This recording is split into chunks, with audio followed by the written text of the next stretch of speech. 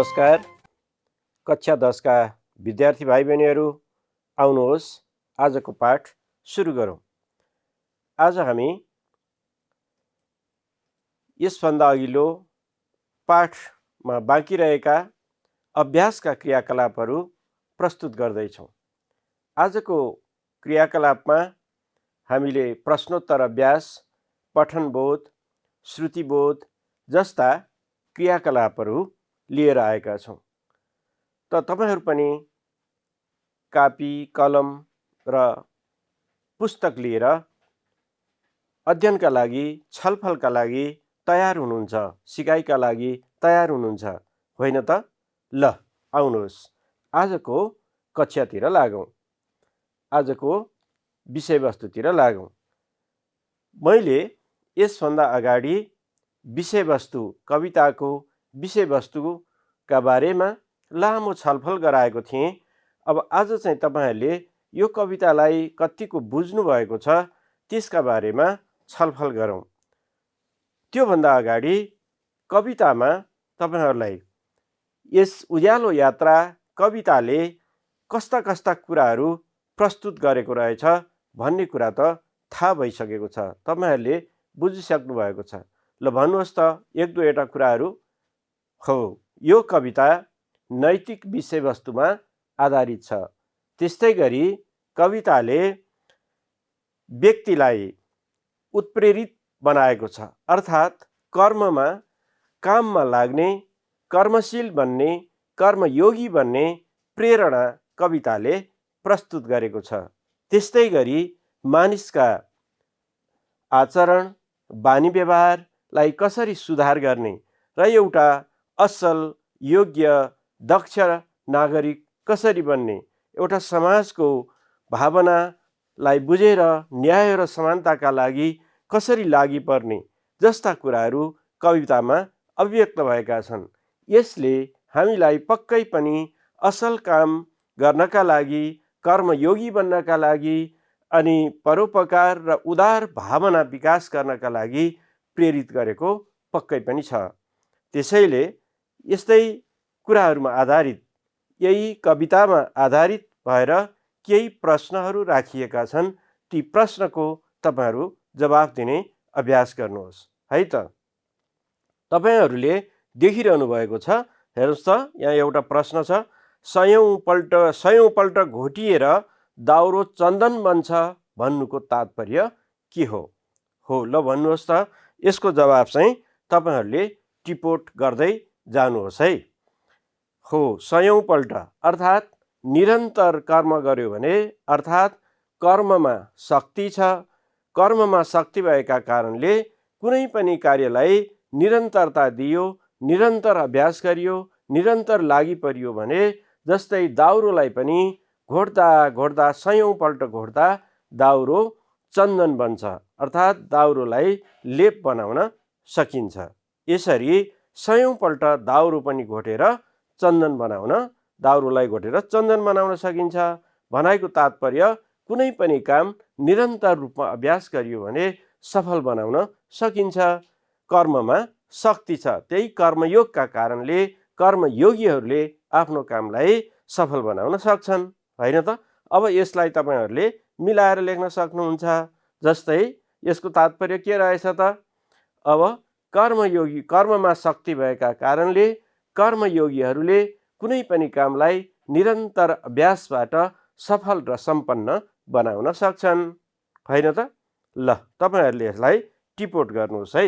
मैले यो मौखिक प्रश्नोत्तरको रूपमा लिएको छु।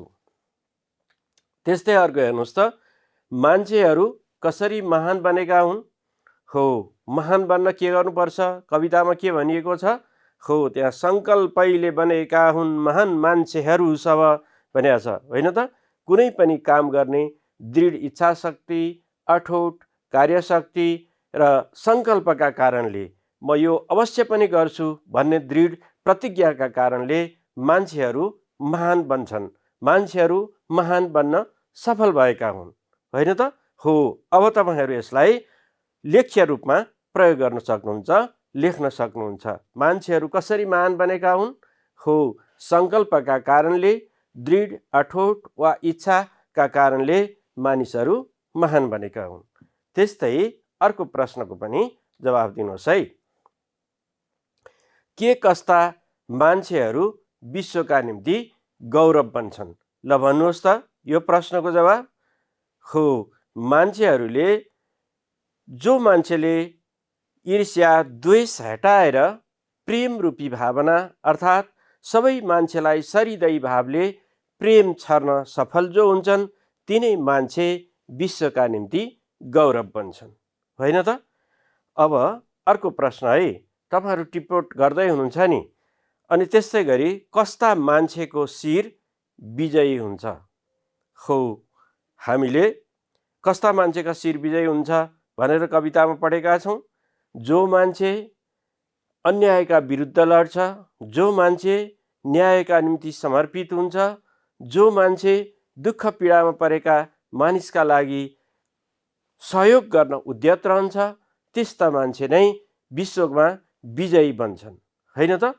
ल, त्यस्तै अर्को प्रश्न छ, धरतीलाई सुन्दर र मनोहर बनाउने मान्छे कस्ता हुन्? हो, धरतीलाई कवितामा पढ्नु भएको छ नि, धरतीलाई सुन्दर र मनोहर बनाउने मान्छे भनेका जो अनुभवले खारिएका अनि सिपले युक्त भएका दक्ष मान्छेहरूले नै, जो मान्छे ती आफ्ना सिप र अनुभवलाई कर्ममा लगाउँछ अनि यो धरतीलाई सुन्दर बनाउने काममा लगाउँछ, त्यस्ता मान्छेहरूले नै धरतीलाई सुन्दर र मनोहर बनाउन सक्छन्। अर्थात् ज्ञान र अनुभवले खारिएका कर्मशील मान्छेहरूले नै धरतीलाई सुन्दर र मनोहर बनाउने गर्छन्। हो, अब त्यस्तै अर्को प्रश्न है, आदर्श नमुना मान्छे बन्न के गर्नुपर्छ? हो, ल भन्नुहोस् त। हामी पनि आदर्श बन्नु पर्यो, एउटा असल नागरिक बन्नु पर्यो भने के हामी भित्र गुण रहनुपर्छ? हो, आदर्श र नमुना मान्छे बन्नका लागि आफ्नो स्वार्थमा अल्झियो भने, संकीर्णताभित्र रहियो भने असल नमुना मान्छे, आदर्श नमुना मान्छे बन्न सकिँदैन। त्यसैले आफ्नो लोभ, लालच, स्वार्थलाई त्यागेर परोपकारका निम्ति उदार भावनाले काम गर्ने मान्छे नै विश्वको आदर्श नमुना मान्छे बन्न सक्छ। अब त्यस्तै अब एउटा प्रश्न है, कविलाई के गर्ने हुटहुटी चलेको छ? हो, कविले यो कवितामा आफूप्रति पनि लक्षित गरेका छन्। अर्थात् कविलाई एउटा परोपकारी मान्छे, कविलाई आदर्श मान्छे, कविलाई उदार भावना भएको मान्छे र कविलाई एउटा साहित्यिक कृति अर्थात् खुला हृदयले पढ्न सक्ने मान्छेले आफूले आफैलाई सुधार गर्न सक्ने एउटा उत्कृष्ट रचना, काव्य रचना बन्ने इच्छा रहेको छ। अर्थात् कविलाई असल उदार भावना भएको आदर्श नमुना कर्मशील मान्छे बन्ने हुटहुटी चलेको कुरा हामी कविता पढ्दाखेरि थाहा पाउन सक्छौँ, होइन त? ल, अब तपाईहरूले यी प्रश्नको जवाफहरू दिन पक्कै पनि सक्नुहुन्छ। कविताको मूल आशय पनि यी प्रश्नहरूको जवाफलाई मिलाउँदा झन्नै कविताको आशय, मूलभाव वा मर्म चाहिँ अभिव्यक्त हुन पुग्छ। अर्थात् यी प्रश्नको जवाफबाटै हामी कविताको मूल मर्मलाई पहिल्याउन सक्छौँ। अब हामी अर्को क्रियाकलापतिर लागौँ। एउटा प्रश्न छ है त, ल हेर्नुहोस् त, यो प्रश्नतिर लागौँ हामी। अब कविले कविताको अन्तिम श्लोकमा आफू कस्तो बन्ने अनुमान गरेका छन्? कविताको अन्तिम श्लोक के थियो रे भन्नुहोस् त? हो, यो थियो, होइन? आफ्नै पौरखले बाटो कहिले खनुला निम, सर्वोच्च कविता आफै कहिले बनुला निम। हेर्नुहोस् त, यहाँ कविले कविताको अन्तिम श्लोक आफूप्रति नै लक्षित गरेका छन्। कवि आफ्नो पौरखमा बाँच्न चाहन्छन्, कवि आफ्नो खुट्टामा आफै उभिन चाहन्छन् अनि यसरी उभिएर एउटा संसारको नमुना योग्य आदर्श मान्छे कहिले बन्न सकिएला भन्ने किसिमको कुरा उनको भाव रहेको छ। अब हामी यो प्रश्नको जवाफलाई यसरी लेख्न सक्छौँ। ल हेर्नुहोस् है, कविले कविताको अन्तिम श्लोकलाई आफू लक्षित बनाएका छन्। कर्मयोगको साधनाले मान्छेलाई महान बनाउने हुँदा उनले महान बन्ने कल्पना गरेका छन्, महान बन्ने अठोट लिएका छन्, महान गर्ने इच्छा व्यक्त गरेका छन्। त्यसैले कविले आफू महान कर्मयोगी बन्ने सपना पालेको कुरा यी कविताका हरफहरूमा अभिव्यक्त भएको पाइन्छ। त्यस्तै कविलाई आफ्नै खुट्टामा उभिन मन छ, आफ्नै पौरखमा बाँच्ने भावना जागेको छ। त्यसैले उनी आफ्नै पौरखले जीवनको मार्ग प्रशस्त गरी आदर्श व्यक्तित्व निर्माण गर्न चाहन्छन्। साहित्य समाजको ऐना हो, उन्नति र प्रगतिको परिचायक पनि हो, त्यस्तै एउटा समाजको प्रतिबिम्ब पनि हो। त्यसैले जीवनलाई डोर्याउने, समाजलाई पथ प्रदर्शन गर्ने महान साहित्यिक कृतिको रचना गर्ने उनको चाहना छ। कवि जीवन र जगतलाई आलोकित पार्ने सर्वोच्च कविता बन्न चाहन्छन्, महान साहित्यिक रचना बन्न चाहन्छन्। यसरी कविमा उच्च साहित्यको बिम्ब बन्ने धोको रहेको अभिव्यक्ति कविताका यी अन्तिम हरफहरूमा पाइन्छ। त तपाईहरूले पनि यो कुरा बुझिसक्नु भएको छ। त विद्यार्थी भाइ बहिनीहरू, अब हामी अर्को क्रियाकलापतिर लागौँ। अब चाहिँ हामी भाव विस्तारको क्रियाकलापमा लाग्छौँ। त भाव विस्तारका कुराहरू कसरी गर्ने भन्ने हामीले कक्षा 9मा पनि हामीले अध्ययन गरेका छौँ, छलफल गरेका छौँ र लेख्ने अभ्यास पनि गरेका छौँ। आज हामी कसरी भाव विस्तार गर्ने, दिएका पङ्क्ति, कवितांश, पद्यांश वा गद्यांशलाई कसरी विस्तार गर्न सकिन्छ, या भाव भनेको विचार हो, भाव भनेको आशय हो, भाव भनेको मर्म हो, त्यो दिएका हरफहरूको आशय, मर्म, भावनालाई विस्तार गर्ने, वर्णन गर्ने काम नै भाव विस्तार हो। अर्थात् भाव विस्तार भन्ने बित्तिकै हामीले बुझेका छौँ कि कुनै पनि आशयलाई स्पष्ट खुलस्त पारेर उदाहरणहरूद्वारा त्यसलाई सरल ढङ्गमा चिनाउनु नै, त्यसको वर्णन गर्नु नै, त्यस विषयवस्तुमा आधारित रहेर त्यस विषयवस्तुका बारेमा थप कुराहरू भन्नु नै के हो? भाव विस्तार हो। त भाव विस्तार पनि व्याख्या जस्तै 3वटा अनुच्छेदमा लेख्न सकिन्छ, अर्थात् त्यसरी लेख्दा उपयुक्त हुन सक्छ। पहिलो अनुच्छेदमा त्यसको मूल आशय के हो सङ्केत गर्ने, त्यसपछि त्यहाँ दिएका हरफहरूको आशयलाई विस्तार गर्ने, वर्णन गर्ने, खुलस्त पार्ने, र त्यसपछि अन्तिममा त्यस हरफहरूको निष्कर्ष, ती हरफहरूका निष्कर्षलाई अभिव्यक्त गर्ने काम हामी भाव विस्तारमा गर्ने गर्छौँ। त हामी दिएका हरफहरूको अर्थात् कवितांशको भाव विस्तार गर्दैछौँ। यसका लागि एउटा सानो नमुना मैले तयार पारेको छु, त्यसलाई तपाईँहरू हेर्नुहोस् र तपाईँहरू पनि लेख्ने अभ्यास गर्नुहोस्। यसैका आधारमा अन्य हरफहरूको, अन्य कवितांशको पनि तपाईँहरू भाव विस्तार गर्न सक्नुहुन्छ। हेर्नुहोस् त, यहाँ यी 2 हरफको ईर्ष्या द्वेष हटाएर जो छर्छन् प्रेम सौरभ, तिनै मान्छेहरू बन्छन् विश्वका निम्ति गौरव। अब यी हरफमा भएका आशयलाई विस्तार वा खुलस्त हुने गरी वर्णन गर्ने काम नै अब भाव विस्तारको काम हो। त मैले अघि भने भाव विस्तारलाई हामीले 3वटा अनुच्छेदमा लेख्नु उपयुक्त हुन्छ। त्यसैले पहिलोमा हामी सङ्केत गर्छौँ यी कवितांशका अथवा यी कविताका हरफहरूको आशयलाई। जस्तै प्रस्तुत कविताका हरफहरू उज्यालो यात्रा कविताबाट लिएका हुन्। कवि रामप्रसाद गेवालीले कविताका यी हरफहरूमा नैतिकता र आचरण सम्बन्धी भाव अभिव्यक्त गरेका छन्। यो चाहिँ पहिलो अनुच्छेदमा यसरी के कुरा छ, जस्तो यहाँ यी हरफहरूमा नैतिकता र आचरण सम्बन्धी भाव व्यक्त गरेका छन्, अर्थात् यी भावहरू अव्यक्त भएको छ, हामीले यो सङ्केत गर्यौँ। अब यसैलाई दोस्रो अनुच्छेदमा चाहिँ वर्णन गर्छौँ। मानिसको चरित्र विकासको मूल माध्यम प्रेम, स्नेह र सद्भाव नै हो। मान्छेले हरेक मान्छेलाई प्रेम र सद्भाव प्रकट गर्न सके संसार शिष्ट, मर्यादित र हार्दिक बन्छ। समाज हार्दिक बन्न नसक्नुको कारण मानिसको मनभित्र ईर्ष्या, द्वेष, अहङ्कार जस्ता भावना गढेर रहेका छन्।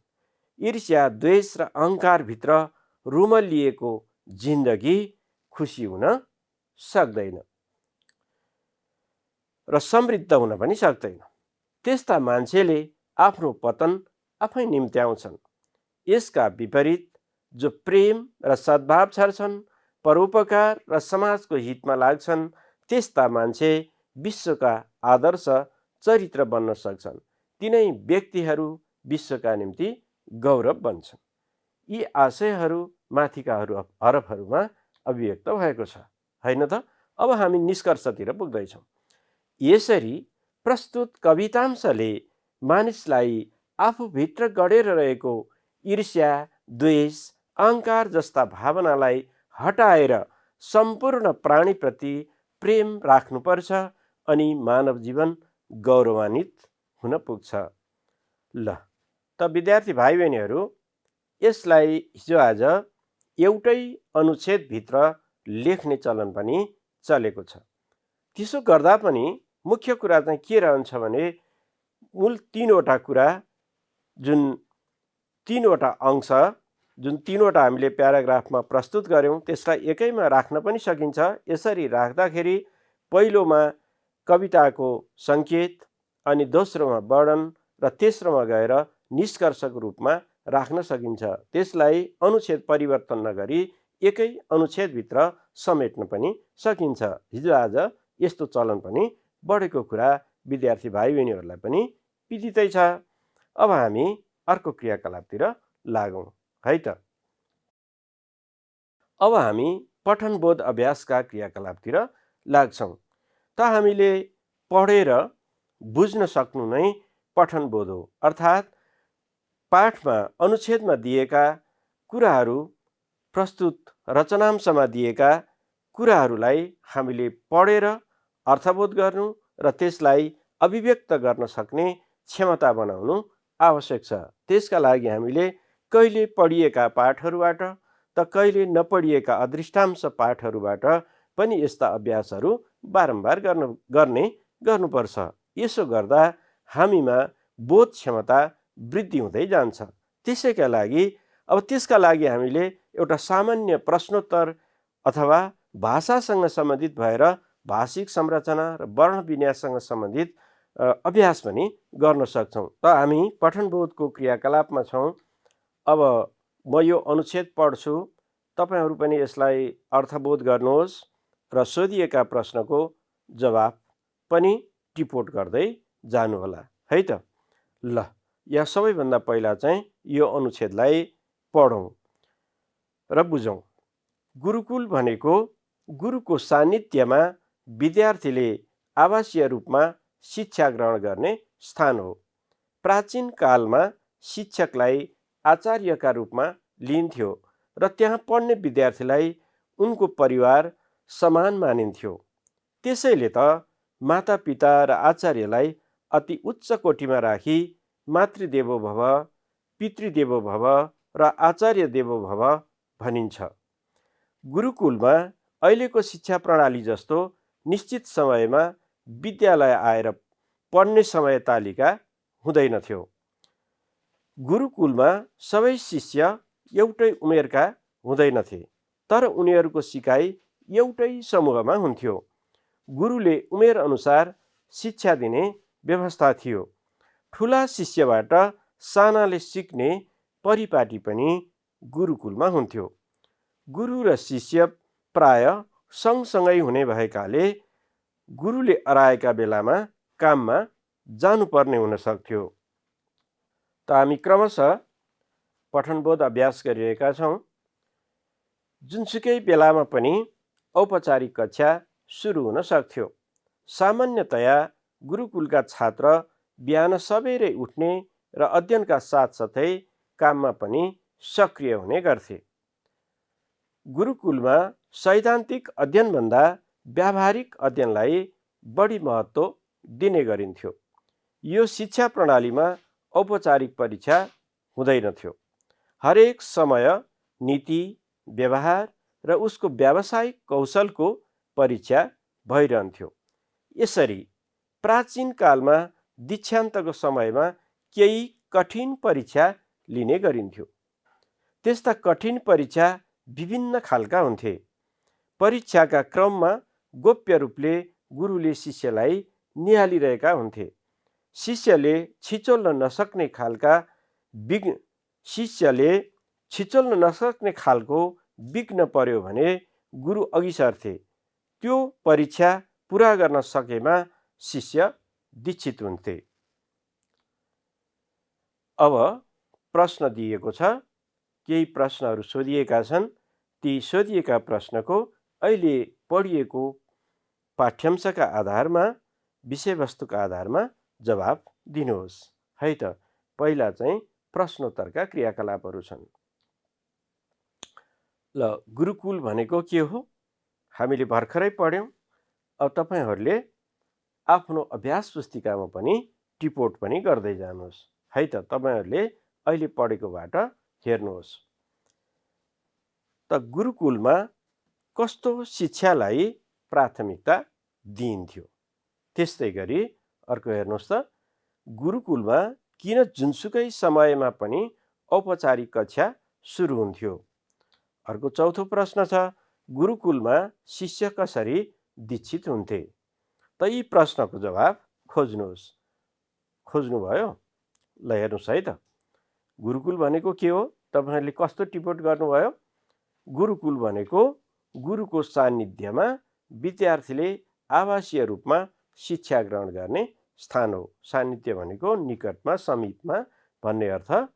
त्यस्तै गुरुकुलमा कस्तो शिक्षालाई प्राथमिकता दिइन्थ्यो।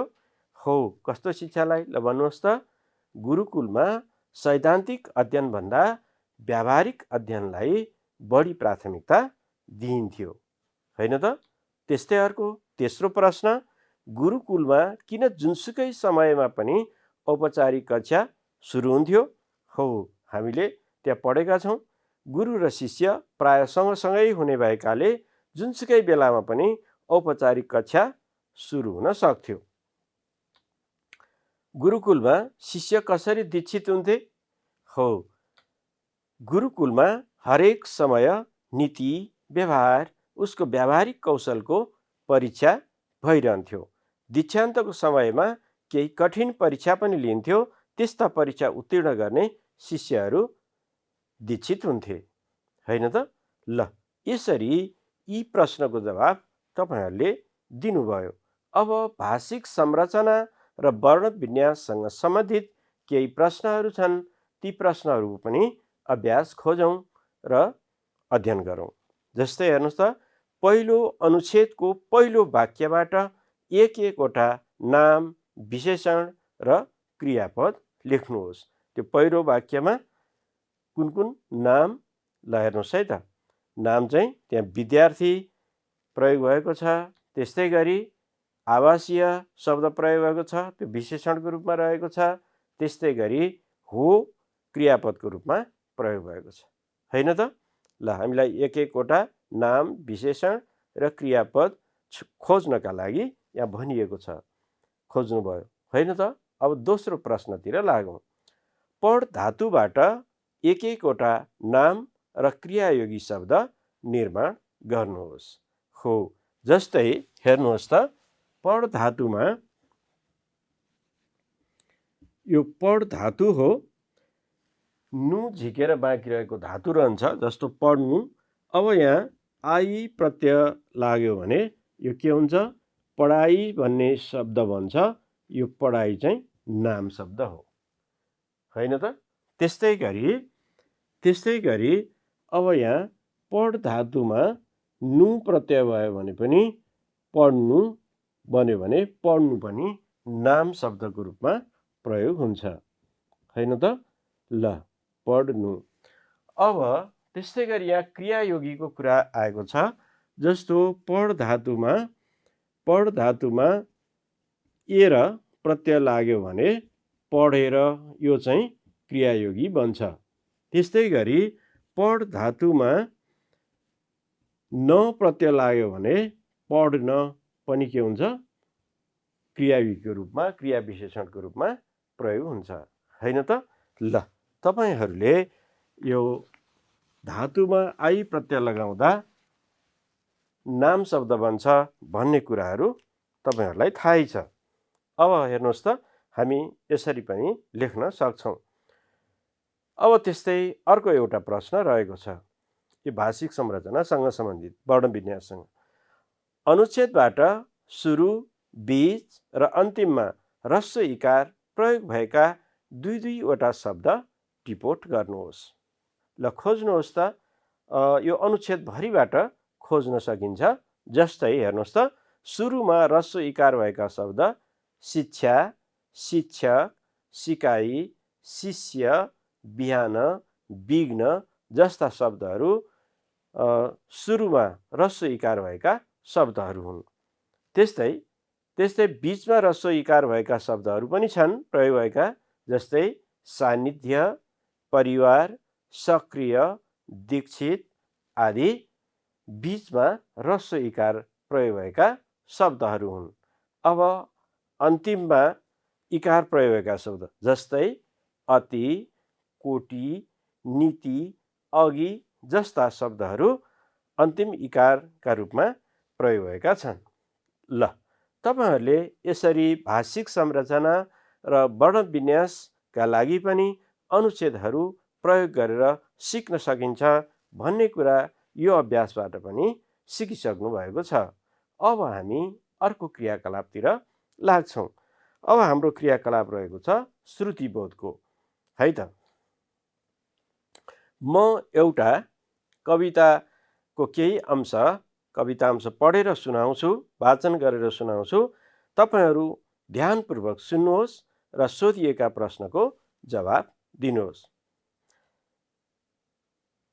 रातो बन्छ चुली बिहान रविको, झुल्का परी झलमल, भाले बाँच्छ बिहान डाक्छ वनमा, पाक्छन् मिठा काभल, दिन्छन् अमृत गीतको लयसँगै झरनाहरूको जल, सुन्दा कोकिला कण्ठको मधुरता, बढ्दो छ ऊर्जा बल, हात्ती बाघ बँदेल आदि वनका उम्दा कलाकार छन्, भाषा जाति अनेक गुम्फित भई माला अलङ्कार छन्, पाखा वीर र फाँट रम्य सब छन्, ऐश्वर्यका खेत छन्, हामी एक हुने अनेक थरीका सद्भावका चेत छन्। शान्ति सापकोटाबाट रचिएको यो कवितांश सुन्नुभयो। अब हामी यसमा आधारित भएर केही प्रश्नहरूमाथि छलफल गर्छौँ। ल, म केही प्रश्नहरू राख्छु, अहिले तपाईहरूले सुनेका आधारमा जवाब दिनुहोस् है। चुली बिहान रातो बन्नुको कारण के हो? सम्झिनुभयो? हो, घामको झुल्काका कारणले चुली बिहान रातो बन्न पुग्छ। ऊर्जा बल, ऊर्जा शक्ति केले बढ्छ? हो, कोकिल कण्ठको मधुर आवाजले ऊर्जा बल बढ्छ, ऊर्जा शक्ति बढ्छ, अर्थात् प्रेरणा लिन सकिन्छ। त्यस्तै उम्दा कलाकार केलाई भनिएको? हो, हात्ती बाघ बँदेल आदि वन्य जनावरहरूलाई उम्दा कलाकारको रूपमा कवितांशमा प्रस्तुत गरिएको छ। अलङ्कारको माला कसरी बन्छ? हो, जाति भाषा संस्कृति आदि एक भएर अलङ्कारको माला बनेका छन्, होइन त? तपाईहरूले दिएको जवाफ पनि राम्रो छ। अब एउटा प्रश्न है, सुनाइ पाठका आधारमा नेपालको वर्णन गर्नुहोस्। यो कवितांशमा नेपालको असाध्यै सुन्दर मनोहर वर्णन गरिएको छ, होइन त? नेपाल प्राकृतिक सौन्दर्यले परिपूर्ण र भरिपूर्ण छ। हिमाल चुलीमा घामको पहिलो झुल्का परेर हिमाल चुली झलमल्ल बन्छ। झरनाबाट लयबद्ध झरना झर्छन्। कोइलीको मधुर ध्वनिले वन नै गुन्जायमान बनाइदिन्छ। भाले बासे र बिहानीलाई डाक्छ। जङ्गलमा हात्ती, बाघ, बँदेल जस्ता उम्दा कलाकार छन्। पाखा, बारी र फाँटमा अन्नबाली झुल्छन्। भाषा, जाति, धर्म, संस्कृतिको अनेकतामा एकता भएर सद्भाव छर्दै अलङ्कारको माला बनेका छन्। त विद्यार्थी भाइ बहिनीहरू, हामी आज यो छलफल गर्दा गर्दै समयले पनि डाँडो काटिसकेको छ। तपाईहरूले जुन हार्दिकताका साथ आजको कक्षामा सक्रियताका साथ सिकाइमा सहभागी हुनुभयो, त्यसका लागि म हृदयदेखि नै हार्दिक आभार व्यक्त गर्दै आजको कक्षा यहीँ अन्त्य गर्न चाहन्छु। धन्यवाद। नमस्कार।